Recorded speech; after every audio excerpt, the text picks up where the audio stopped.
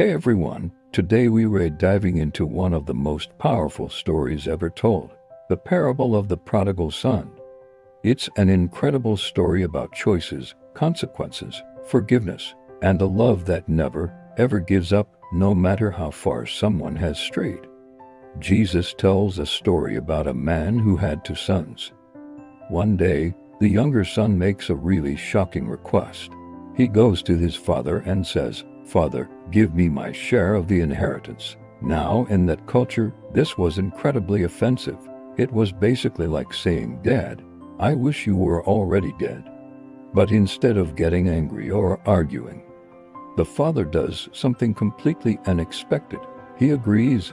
So, the younger son gathers up everything he has, all his new wealth, and takes off for a distant country.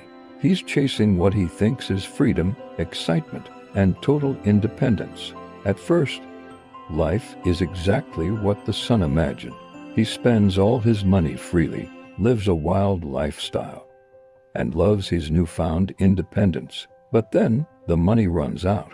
To make things worse, a severe famine strikes the land.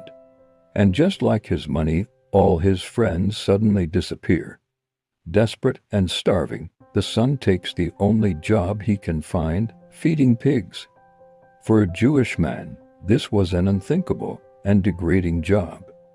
He gets so hungry that he actually starts longing to eat the disgusting food he is feeding the pigs, but no one gives him anything.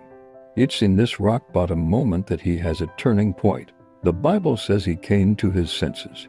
He starts thinking about his father's home, where even the hired servants have more than enough food to eat. He says to himself, "How many of my father's servants have plenty to eat, and here I am, starving to death. I'll get up and go back to my father. I'll say to him, 'Father, I have sinned against heaven and against you.'" He rehearses this whole speech, fully expecting rejection, hoping at best to be hired as a servant. But here's the most amazing part. While the son is still a long, long way off, his father sees him, and instead of anger or waiting for an apology, the father is filled with compassion, and he runs. He runs to his son, throws his arms around him, and kisses him.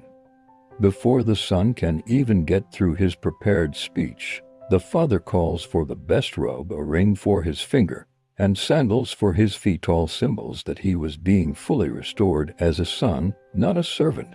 The father declares, "My son was dead and is alive again. He was lost and is found," and he throws a massive